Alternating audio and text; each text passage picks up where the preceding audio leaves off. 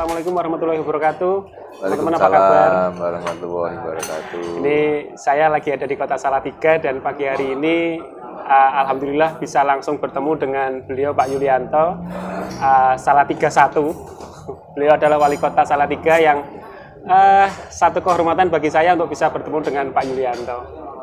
Jadi Pak, ini adalah Restu Blangkon Podcast Pak. Jadi Blangkon Podcast. iya, konsep di konten kita adalah ngobrol-ngobrol tentang pariwisata. Wah, ini kan kebetulan bisa bertemu dengan Bapak ini satu momentum yang langka buat saya. Nah, ngomong-ngomong soal Salatiga Pak, sebenarnya arah Salatiga ini seperti apa sih Pak? Baik Mas, jadi tadi baru saja kita melantik teman-teman DPC HPI. Ini adalah bagian dari komitmen pemerintah Kota Salatiga untuk melibatkan seluruh stakeholder yang ada. Masyarakat, dunia usaha, kemudian asosiasi, komunitas. Ini mulai kita rengkuh untuk peningkatan pariwisata yang ada di Kota Salatiga. Luar biasa. Tentunya kebetulan saya juga ada di HPI Pak. Satu kehormatan bagi kami, organisasi kami bisa difasilitasi oleh Bapak Wali Kota.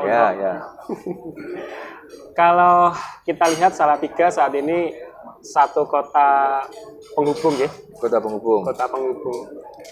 Kalau dari sisi pemerintahan ini kelemahan atau justru kekuatan sih Pak, atau memang bagaimana? Oh, ini sebuah kekuatan karena tadi saya sampaikan tadi kota penghubung sering disebut juga Joglo Semar. Jogja, Solo, Semarang. Jadi Kota Salatiga ini malah sering saya sampaikan ke tamu-tamu atau ke teman-teman itu Salatiga ini memiliki 3 bandara. Bandara Ahmad Yani, Adi Sucipto, dan Adi Sumarmo pada saat itu. Karena apa? Karena aksesnya sangat dekat. Ke Semarang saja paling hanya butuh waktu 1 jam, ke Solo hanya setengah jam, ke Jogja paling hanya 2 jam. Ini bagian dari keuntungan berkaitan dengan akses untuk menuju ke Kota Salatiga. Karena contoh saja misalnya di Jakarta, di Soekarno-Hatta. Warga masyarakat Bekasi mau ke Jakarta, mau ke Bandara Soekarno-Hatta, nggak cukup waktu dengan 2 jam. Pasti harus mengalokasikan waktu lebih dari 3 jam. Tetapi di Salatiga cukup dengan 1,5 jam alokasi waktu bisa akses kemanapun. Baik dia mau ke Solotigo maupun ke keluar Kota Salatiga. Sehingga keuntungan bagi Kota Salatiga yang terletak di 3 kota, Solo, Semarang, dan Yogyakarta. Belum akses tol. Sempat dulu waktu awal-awal tahun 2011 dengan wacana-wacana pembangunan tol itu masyarakat kemudian termasuk masyarakat Salatiga maupun di luar Kota Salatiga sempat khawatir dengan adanya tol ini akan menjadi kota mati. Tapi pada saat itu saya sempat diundang salah satu TV di Semarang, saya sampaikan dengan adanya tol tidak akan menjadi kota mati karena Kota Salatiga memiliki keunggulan hawanya yang sejuk, kemudian kulinernya yang enak, kemudian cocok untuk kota hunian atau residen, sehingga sangat tidak mungkin Kota Salatiga dengan adanya tol ini akan menjadi kota mati, tapi malah menjadi kota ya tujuan karena lebih mudah, lebih cepat aksesnya tadi, macam itu. Karena memang ini ya, salah 3 pilar pembentuk pariwisata itu adalah amenitas, akses, dan juga atraksi. Jadi kalau kita ngomongin amenitas, saya kira tadi sudah bertemu dengan teman-teman PHRI yang punya fasilitas hotel, restoran, dan sudah sempat dipertemukan juga dengan Pak Yuli. Kemudian akses, beliau juga sudah menyampaikan ke Semarang, dari Semarang ke Salatiga hanya 30 menit Pak ya? Ya 45 lah. 45 ya lewat tol Trans Jawa. Ke Solo setengah jam. Ke Solo setengah jam. Lokasinya sangat strategis. Kemudian kita ngomongin atraksi. Daya tarik yang menjadi kekuatan satu buah daerah ini kan orang banyak sekali bergantung dengan destinasi baik itu sifatnya buatan maupun destinasi alam. Nah, saya lihat malah kekuatan Salatiga ini ada di kuliner, Pak. Kuliner. Nah, ini pengalaman saya kalau pulang dari Semarang menuju ke Klaten, biasanya sampai Mampir. selesai kegiatan itu jam 9 saya lewat sini 9 malam. Nah itu kan hawanya dingin Pak. Iya. Ronde itu selalu yang pertama saya cari Pak. Bener. Jadi di Salatiga ini banyak pilihan. Jadi ronde tidak hanya satu macam. Wah. Berapa varian ronde. Kemudian nasi goreng juga lebih dari 10 nasi goreng. Kemudian soto pun macam-macam. Kemudian sate pun juga macam-macam. Nah inilah adalah kekhasan Kota Salatiga berkaitan dengan kuliner yang kita miliki. Kemudian yang tidak kalah penting juga makanan-makanan olahan. Seperti singkong ini banyak variannya. Singkong Pak ya? Ya. Getuk mungkin? Getuk, kemudian di presto, dibuat keripik, dibuat macam-macam makanan olahan. Ini adalah bagian dari inovasi yang dilakukan oleh teman-teman dalam hal ini para UKM khusus mengolah tela. Meskipun Kota Salatiga ini tidak memiliki kebun telo. Wah gitu Pak ya? Tidak, iya betul. Ketelanya ini berasal dari luar kota, dari beberapa daerah di Magelang, Wonosobo. Iya.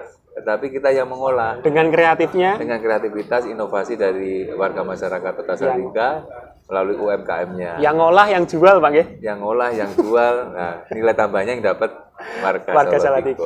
Waduh. Nah, ini saya juga mendengar bahwa konsep pengembangannya adalah smart city Pak. Smart City. Apa sih Pak smart city Pak? Smart City ini Smart City ini ada beberapa aspek atau penilaian. Smart ekonomi, smart lingkungan, smart sosial, termasuk smart IT. Yes. Nah ini harus monggo. Ya Mas. Jadi semua aspek ini juga harus terpenuhi. Ekonominya, alhamdulillah Kota Salatiga ini indeks pembangunan manusia sekarang ini tertinggi di Jawa Tengah. Wow. Indeks pembangunan Jumlah manusia. penduduk berapa Pak? 197. 197 dengan luas wilayah? Luas wilayah 56,78. 56,78. Iya. Luar biasa Pak. Hektar. Ya betul 56,78. Jadi indeks pembangunan kita tertinggi, angka kemiskinan kita terkecil di Jawa Tengah. Wah. Sebelumnya tahun 2010-11 masih 2 digit, sekarang sudah 4,75. Termasuk di pandemi ini pun indeks pembangunan kita naik. Konsep Smart City yang tadi sudah disampaikan Pak Yulianto berkaitan dengan pariwisata Pak, itu arahnya kemana Pak? Kalau kita connectingkan dengan pariwisata, betul, jadi termasuk pembangunan wajah kota. Iya, saya lihat kan jalur pedestriannya udah tertata rapi gitu. Ya, kalau kita jalan-jalan ke sini itu ibarat kata udaranya sejuk, tempatnya adem, lampu-lampunya itu di sepanjang jalan dengan trotoar yang bersih, bagus, ada tamannya, ada kursi-kursinya. Kursi gitu. di jalan. Oke, jadi prioritas pembangunan Kota Salatiga ini di periode saya yang pertama membangun manusia. Sudah 2 periode ini Pak? 2 periode. Jadi membangun manusia dengan tiga prioritas. Sering kita sebut dengan waras, wasis, dan warek. Waras, wasis, Sehat, pendidikan, dan ekonomi. Wah menarik. Nah, ini jauh itu 3 bidang itu yang kita lakukan, sehingga tadi ukurannya apa? Indeks pembangunan manusia tinggi, kemudian angka kemiskinan turun, kemudian rasio-rasio lain juga membaik. Ini karena fokus penanganan kita di 3 sektor tadi, ekonomi, pendidikan, dan ekonomi. Waras, Ekonomi, wasis, pendidikan, dan kesehatan. Wasis, warak, waris. Ya, yang kedua kita W yang keempat adalah wajah kota. Wajah kota bentuknya apa? Yang membangun trotoar, membangun taman, kemudian membangun stadion mini di beberapa kelurahan. Ini adalah bagian dari W yang keempat. Jadi sudah mulai menginjak ke membangun infrastruktur. Kalau kemarin membangun manusia, sekarang ke membangun infrastruktur, menata wajah kota, menata jalan-jalan yang macet seperti nanti di Jensud di tahun 2022 sudah bisa dilaksanakan. Taman Pancasila sudah mulai kita bangun. Pedestrian di sepanjang jalan-jalan protokol juga sudah mulai dibangun supaya akses masyarakat di dalam menikmati jalan kaki, kemudian akses untuk para warga masyarakat yang disabilitas juga bisa kita berikan fasilitas. Ada ini nggak Pak, semacam role model, karena kalau saya melihat trotoarnya tuh kayak sudah seperti di Singapura gitu ya mungkin. Ora ya, tapi ya enak gitu loh Pak buat jalan. Ada role model nggak? Inspirasinya dari mana waktu gitu? itu Pak? Korea. Korea ya? Iya. Waktu saya pernah beberapa tahun yang lalu pernah ke Korea, terus saya foto ambil beberapa angle di sudut-sudut kota, terus saya berikan ke teman-teman PU untuk membuat Terrealisasi. konsep. Yeah. Salah Ini satunya. teman-teman kalau mau jalan-jalan ke Salatiga, ora usah jauh-jauh ke Korea lah.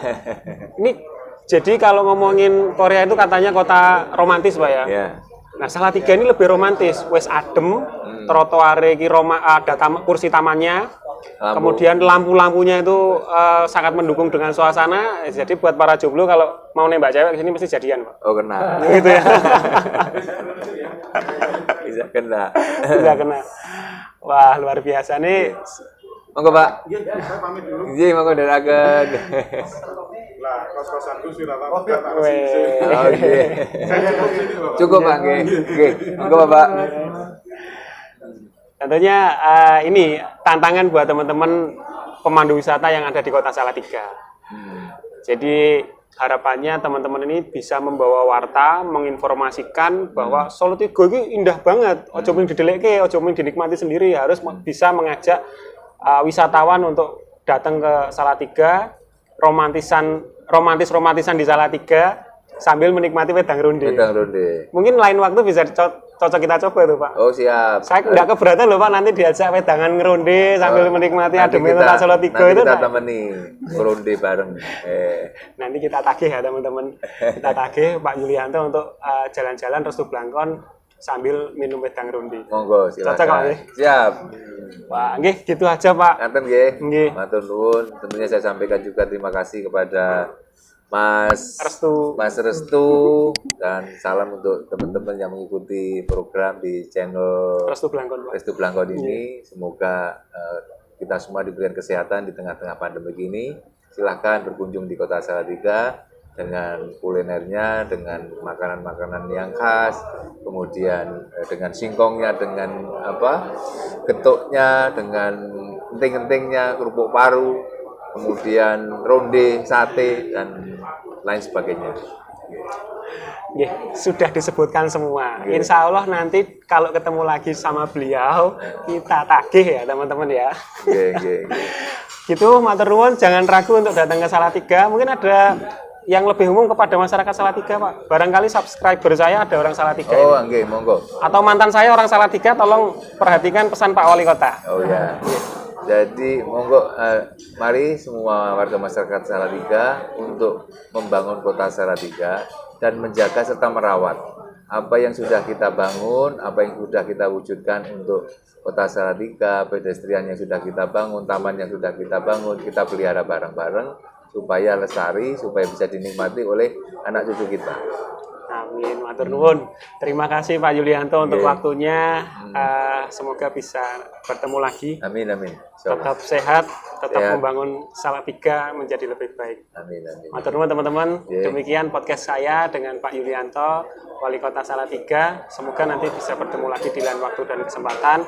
Buat para pelaku wisata atau rekan-rekan yang suka dengan konten saya, silahkan klik like, share jika dirasa konten yang Anda lihat ini berguna untuk Anda semuanya. Terima kasih, matur nuwun. Assalamualaikum warahmatullahi wabarakatuh. Waalaikumsalam.